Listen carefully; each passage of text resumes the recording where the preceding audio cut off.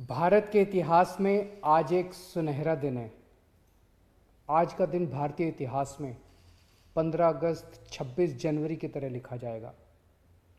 आज केंद्र सरकार को किसानों के संघर्ष के आगे झुकना पड़ा और तीनों काले कानून वापस लेने पड़े। आज सिर्फ किसानों की जीत नहीं हुई है, आज जनतंत्र की जीत हुई है। आज किसानों ने सभी सरकारों को बता दिया, जनतंत्र में सरकारों को हमेशा जनता की बात सुननी पड़ेगी। सिर्फ और सिर्फ जनता की मर्जी चलेगी। कोई भी पार्टी हो, कोई भी नेता हो, जनता के सामने आपका अहंकार नहीं चलेगा। ये एक ऐसा संघर्ष था जिसने पूरे देश को एक कर दिया। इस लड़ाई में किसानों के साथ साथ मजदूरों, युवाओं, महिलाओं, आड़तियों, दुकानदारों ने सबने हिस्सा लिया। पंजाब हो या यूपी, बंगाल हो या केरल, पूरा देश किसानों के साथ खड़ा था। देश विदेश में रहने वाले सभी भारतवासी एक हो गए और इन सब ने मिलकर आज इतिहास रचा है।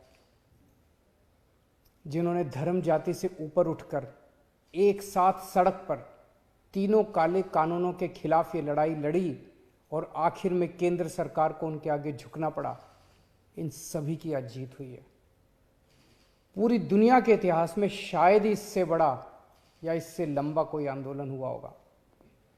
इतनी शांतिपूर्वक तरीके से इतने लाखों लोगों ने संघर्ष किया, कड़ी धूप में, ठंड में, बरसात में, पीछे नहीं हटे। इस आंदोलन को तोड़ने के लिए सरकार ने, पूरे सिस्टम ने, एजेंसियों ने, पूरे के पूरे तंत्र ने न जाने क्या क्या कोशिश की। किसानों को आतंकवादी कहा, खालिस्तानी कहा, एंटी नेशनल कहा, सब तरीके से घेर के उनको, उनके हौसले को तोड़ने की कोशिश की गई। लेकिन किसानों के लिए भी आज़ादी की लड़ाई थी। आज़ादी के दीवानों की तरह किसानों ने भी कमर कस के ये लड़ाई लड़ी और जीते।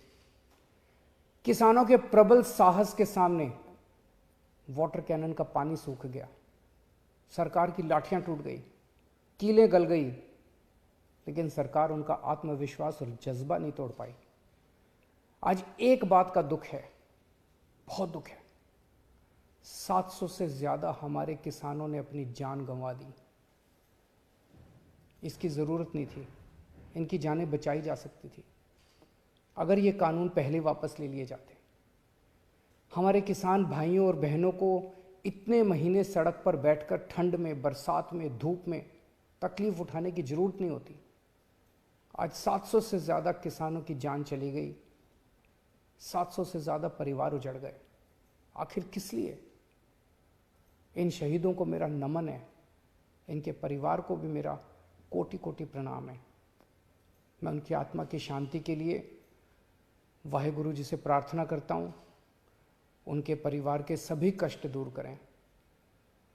पर आपकी कुर्बानियों को ये देश कभी नहीं भूलेगा। आज का दिन हमारे देश के बच्चों और नौजवानों के लिए एक सीख है कि अगर सही नीयत से, शांतिपूर्ण तरीके से संघर्ष करो, फिर चाहे मंजिल कितनी भी कठिन और दूर क्यों ना हो, सफलता मिलती ही है। जय हिंद।